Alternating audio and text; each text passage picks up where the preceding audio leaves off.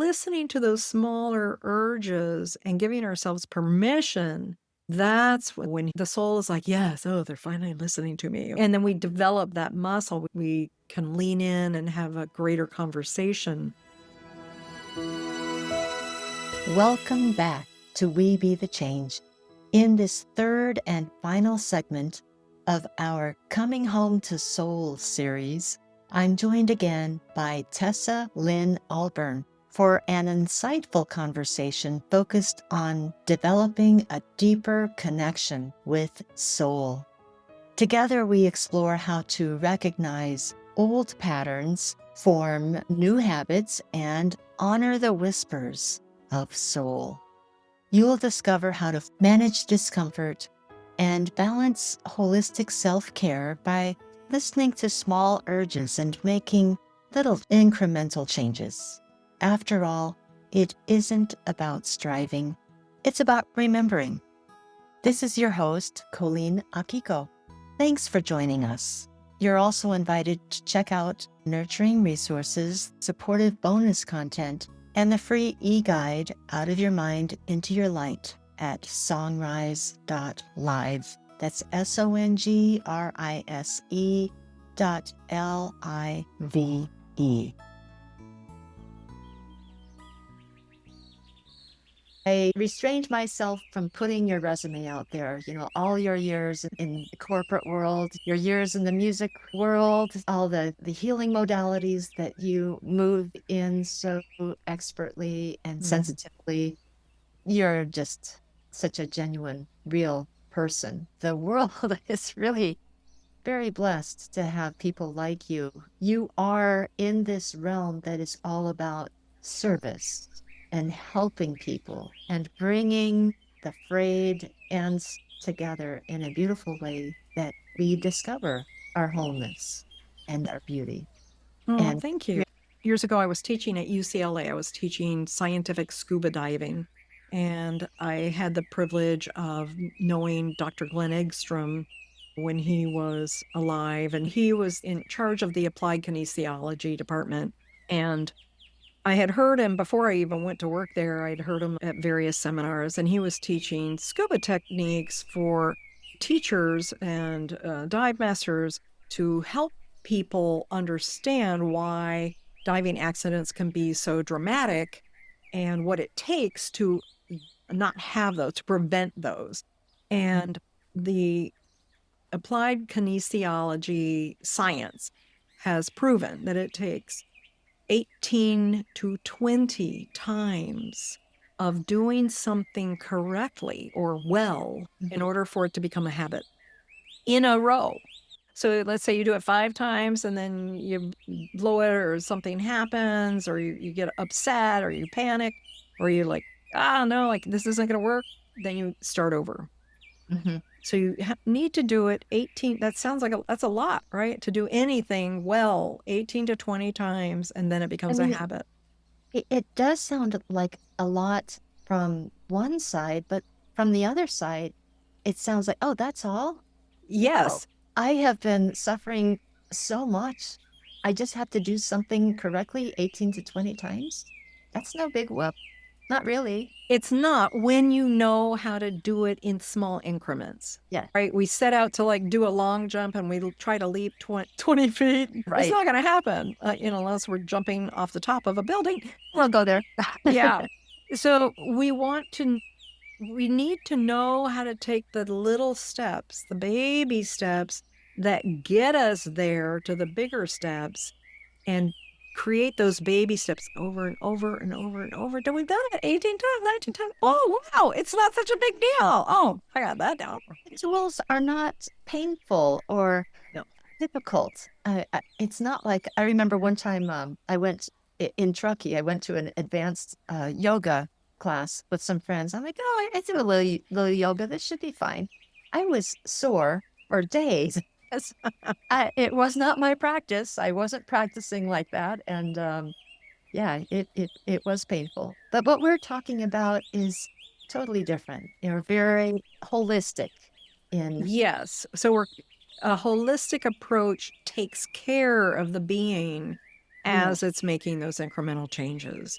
And I used to use a model in my coaching that was taught to me, and it worked really well for a long time, which is basically saying to people, look, yes, you're in this pain. You want to get over here where it feels great. Pain makes gain, that's been going around for years, right? Since the 80s, I think. And I think it's no longer needed in terms of like when we think of pain, we need to redefine what pain is, right? Mhm. Pain might be stretching, pain might be just a little bit more into the discomfort, but not like beating ourselves up or over exercising, let's say, to the point of exhaustion. Like we don't want to do that. That is not a good model. Instead, we want to make healthy, holistic choices that serve us in the pace that works for us, Yeah. yet still is accountable. We're still actually doing it. We're not just thinking about doing something Yes. to help us reconnect with that part of ourselves that wants to be speaking to us so much and wants to guide us and love us through the rest of our lives. And there's a profound shift when that happens. Profound, right? Like I could, there are times there were markers in my life where moods and feelings were suddenly dramatically different Yeah. because of a perception that came out of a moment of inner peace and connection with something wiser than myself. Yeah. Yes, exactly. And then we move from there. But the pain, if there is pain, it is this discomfort or facing this discomfort we think we're going to have. We've got to say, I'm going to be okay if I feel a little uncomfortable. Even as you're talking, I'm imagining how I would feel if I was just used to carrying something on my back. Been in Yeah. third world situations often where the women carry horrific amounts of weight, of necessity from one place to another. And I've tried to carry what they carry. I can't. They're way stronger. But when I imagine, okay, I've been carrying something backpacking even, and down the trail, and I've kind of gotten used to it. My body's done something to adjust. And even taking the weight off my back, at first, it's not comfortable because I'm used to being compacted. Oh, You know, interesting. Yes. when we're used to being compacted or constricted, and then all of a sudden we have a little more space to move and to breathe, there's that little adjustment time where we're not sure if it's safe to breathe, or, we're not sure if we really can stand up, that's going to hurt. And so I'm appreciating what you're saying about the little increments over and over, because we're just saying, yeah, it's like this, but it can be more like this. Instead of this, it's this. It's expanded and versus contracted, just That that little. much, right? Yeah. And it makes a big difference Yeah. Yeah. in our totality and in our experience of life. Mhm. Those small things. There were one or two other things that I wanted to mention as part of what can help people to feel connected and belong with their soul or belong to their soul or know that their soul is with them. Like listen to the calling, whatever the Mm. calling is. If you are feeling drawn, like on a deep level, like something, or maybe it's irrational or it seems like it is, because, oh, I don't know, I feel like I want to start drawing using oil paints and unusual materials to put it on, right? I'm going to put beads on furniture, for example. This is something I Or I did. want to make a garden Yes, in a strict way. And yes. And I don't want to do it like everybody else. I want to do this. I want to plant this. And listening to those smaller urges and giving ourselves permission, that's when the soul is like, yes, oh, they're finally listening to me. Okay, this, right. And then we develop that muscle. We can lean in and have a greater conversation. And I think also to ask good questions. And one of the ways that we've been programmed to ask very few questions or to say, well, what's wrong with you? That's a pretty standard programming question. What's mm, wrong with me? What's wrong with them? What's wrong with it? Instead of saying, what could I learn here? What is here for me to learn? and And our brain, even as you say that, The brain is going to say, that's so corny. Come on. The brain is going to say, that's stupid. Don't do that. Just stick But over here with me. I yeah, know exactly what yeah, to do. You know, I will keep you safe. But the brain will just keep you in the same place. yeah, the Yeah. brain, the inner critic, etc. And yet, maybe back to the smaller increments, I wonder if we can just notice, like maybe we ask that question, what can I learn here? And then we have this reaction. There is the soul part of us that says, hey, did you notice how loudly your brain is protesting that you are asking that question? Wow, check it out. The brain is really freaking out that you asked that. And so even just asking what the brain tells us is a corny question can start a really very meaningful dialogue with our soul. With our soul, yes. And helping the brain to quiet and know that it doesn't have to be on such high vigilance all the time, to allow it to even tell it to not do that is Yeah. really helpful. It'll be like, what? What? You sure? You sure? Yep, absolutely positive. Need 15 minutes, no vigilance. There's no alarm. There's no fire. There's no bear. It's fine. Yeah.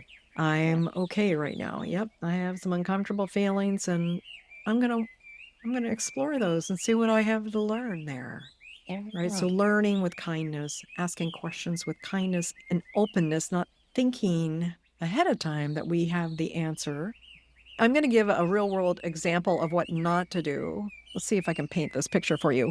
Sometimes when we say, oh, what can I learn here? Let's say somebody's at work and there's a kerfuffle and there's somebody competitive and there's a lot of, I got to watch my words and this and that and the other. And then let's say the new student comes home and they're like, I need to sit and figure out what I need to learn. Okay, I'm just going to do that. Let me sit down. What is it I need to learn here, Saul? What do I need to learn? Well, those guys are assholes. Yeah, that's what I need to learn. And don't mess around with them anymore.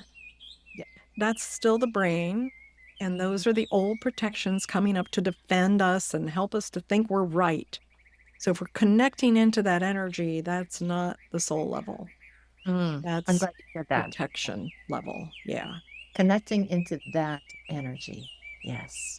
And Yes. we all know we're very familiar with that energy. So we want to be open to something we haven't heard before. Yeah. You know, when you were talking just a minute ago, I had a sense that it's almost like we're walking with our chatty brain and we're in this really cool forest and then at some point there is a clearing that is calling to us. And we can say, you know what? It's just like we would say to a child, I'm going to be just right over here. You can see me. I'm just right here.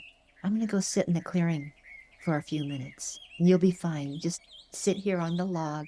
We can see each other. But it's going to help me be a lot nicer with you if I can have some time clearing. I love that. It'll all Yeah, that's the better. mom technique, right? Like, yeah. I think so. Yeah. But just want to sit in the clearing. I used to have to actually, as a mother, the only place that I could kind of have a little chill, safe place was in the bathroom if I locked the door. And I was amazed at the time how much touching base can happen in so short a time in the bathroom when everything is Yes. flying all over the place. There's a lot of noise, there's a lot of busyness, there's a lot of time. I'm in the bathroom and all, Sacred time. yes. Yes. I know that you're also a Reiki master. I used to, as a Reiki master as well, I would go in the bathroom when things were crazy and I would kind of have my time with my Reiki symbols in the bathroom because that was the only place that I knew I wouldn't be interrupted. And for my own self care, I needed to Yes. have that time with my soul, with what was near and dear to me, with what I knew would help me walk into the day in a better way. So Yes. Glad I you did that. recommend, Yes. And self care is very important, but we're not talking about just the surface. We're no, talking about the inner self care of listening, of honoring whatever we're going through, whatever we're feeling, and to embrace it with love and kindness, to always be kind and gentle. I think if we can be gentle with ourselves, we won't need to be pushing and telling ourselves, beating ourselves up basically to motivate us. I think that We does can- not work. Like, get rid of that. Yeah. Yeah. Yeah. Our quota has been filled. Would you mind spelling out how people can connect directly with you on your website? What is your website called again? Yes. Well, actually, I am going back to one of my name websites. I have a roadblock removal session or release session. If people want to check that out, they can go to Tessa, Lynne with an E, Alburn.com. And also, I have a free gift right now available. That is an 8-step system for the Shiro's journey, the soulful Shiro. So I think there's some really inspiring words in there. And when you read through that, you can use it like a tool at home and you could start to practice with that and see how you resonate. So that's a great giveaway. If you're just like, no, I just want to remove some things and release some things so I can get going on my soul journey, then you can go to the website, connect with me there. Yes. And again, you are one of those rare treasures who can meet each person where they are. And what you've just described is just like that. So often, what you present is what we already kind of sort of know. We've had an inkling that this is possible, but we're so busy with other things that we really didn't sit with it for it to come in clearly.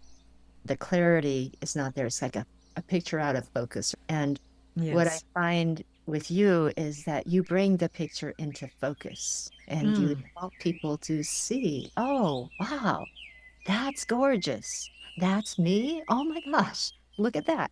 So you have a very special way of doing that. And maybe from all your years in corporate, you also are very concise, very clear. great. I'm glad to hear that. Yes. And well, I did study instructional design, so that's helped me learn how to share ideas and to Mhm. teach in ways that can be digested. And Yeah, so I'm happy to hear that. I'm happy to hear that easily that's your connected. experience. Yeah, easy to connect with what you're putting out, Beautiful. what you're sharing. Yeah, Thank you, Colleen. appreciate that.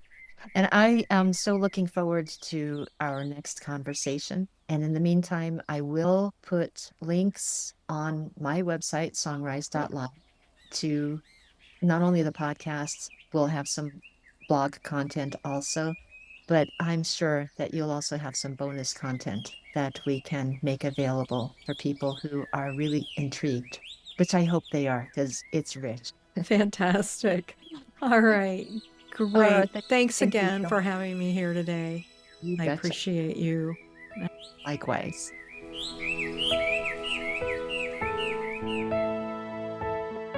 So, what if change isn't about fixing, but about listening? As we close this series with Tessa Lynne Alburn, I invite you to make space for a quiet moment to notice what your soul might be saying beneath the noise of the day, those quiet nudges and small yeses. This is how we be the change, by returning gently and consistently to who we've been all along. Thanks for being with us on We Be the Change in this series, Coming Home to Soul. Make sure you access the resources, bonus content, and the free e-guide Out of Your Mind into Your Light at songrise.live. That's SONGRISE.LIVE.